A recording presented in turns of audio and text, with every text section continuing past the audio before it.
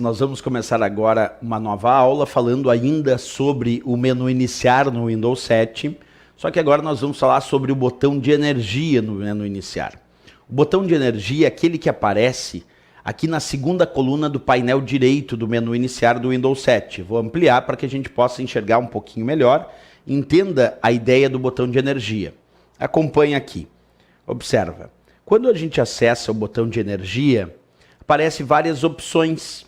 Claro que o desligar é a opção padrão que está descrita lá no botão de energia. Mas nós temos também aqui trocar usuário, fazer logoff, bloquear, reiniciar e a opção suspender. Outro detalhe importante de ser destacado. Pode ser que o botão de energia do teu menu iniciar apareça com o acréscimo da função hibernar. Percebe? Ora o menu iniciar, ora o botão de energia pode aparecer sem a opção hibernar, como nesse meu exemplo, mas às vezes o botão de energia pode aparecer com o acréscimo da função hibernar. Professor, por que acontece isso? Isso acontece em função de um recurso chamado de suspensão híbrida. Se a suspensão híbrida estiver ativada no teu Windows, lá nas opções de energia do painel de controle, a opção hibernar não aparece. Então, só para observar, tu imagina que eu entro no painel de controle, acesso opções de energia e lá nas configurações avançadas eu vou desativar suspensão híbrida. Quando eu desativar a suspensão híbrida, aí aparece o hibernar. Se estiver desativado a suspensão híbrida, aparece o hibernar. Se eu ativar essa suspensão híbrida, desaparece o hibernar. Aí fica só essas opções aqui. Por enquanto, a gente ainda não sabe nem o que faz a suspensão híbrida. Nós vamos estudar isso daqui um pouquinho. Então, vamos devagarinho lá, identificando os itens do botão de energia, como eu disse. Começando desde o primeiro que aparece ali. A opção desligar, vamos ampliar aqui para que tu enxergue melhor. Essa opção desligar, desliga o computador. Essa não tem erro. Ela realiza todos os procedimentos corretos para o computador ser desligado. Tá, essa é normal. Mas observa que nós temos outras opções aqui, como por exemplo, trocar usuário, fazer logoff, bloquear, reiniciar e suspender, além do próprio hibernar, como eu comentei antes. Vamos ver o que faz então trocar usuário e fazer logoff. Acompanha comigo essas duas opções. Primeira dica, tanto trocar usuário quanto fazer logoff são opções que vão permitir a troca entre usuários. O próprio trocar usuário, é claro, já diz no nome. Mas o fazer logoff também permite a troca entre usuários. Então, se o trocar usuário e o fazer logoff, os dois permitem a troca entre usuários, nós temos que descobrir a diferença entre eles, certo? Vamos começar com o trocar usuário. Olha só a minha ideia. Tu imagina que eu estou usando o meu computador aqui com o Windows e eu tenho uma janela aberta de um editor de textos, nesse caso o bloco de notas. Se agora, nesse momento, eu clicar na opção trocar usuário, o que vai acontecer? Vamos observar. Quando eu clicar no trocar usuário, vai aparecer a tela de logon do Windows. Essa tela que tu está enxergando aqui, que eu vou ampliar bastante para a gente enxergar bem. Ó. Então, acessei ou cliquei em trocar usuário e apareceu essa tela de logon. E aqui está dizendo para o usuário Rodrigo, Rodrigo sessão iniciada. E abre aqui a possibilidade também de acessar agora com o usuário Caroline. Então a ideia do trocar usuário é não finaliza a sessão do usuário atual. O que quer dizer não finaliza a sessão do usuário atual? Que não fecha as janelas do usuário Rodrigo, não fecha os seus arquivos, não fecha os seus programas, porque trocar usuário, como eu disse, não finaliza a sessão do usuário atual, mas permite que um outro usuário faça o seu logon.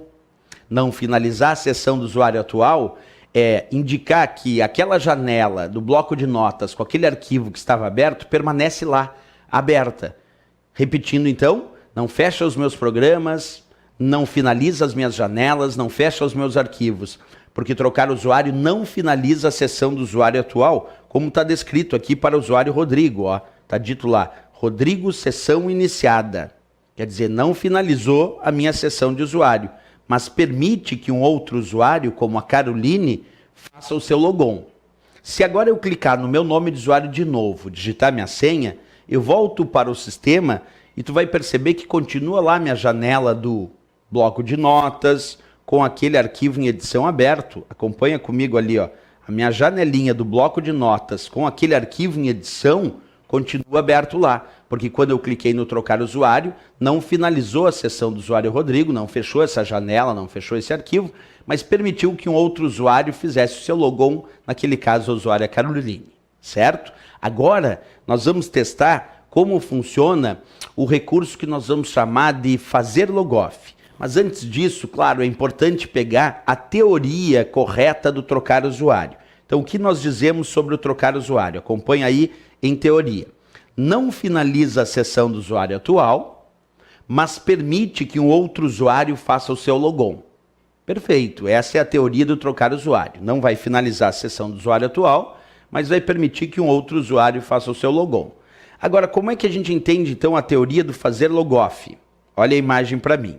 A mesma coisa que eu te disse antes. Está aí a janela, vamos observar a janela do Windows na sua área de trabalho, com a janela do bloco de notas aqui aberta, com aquele arquivo em edição.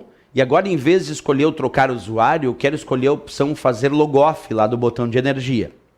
Após realizar o fazer logoff, também vem a tela de logon do Windows. E também aparece ali, ó, o usuário Rodrigo e a usuária Caroline. Está ali os dois. Mas percebe que agora não está escrito Rodrigo, sessão iniciada.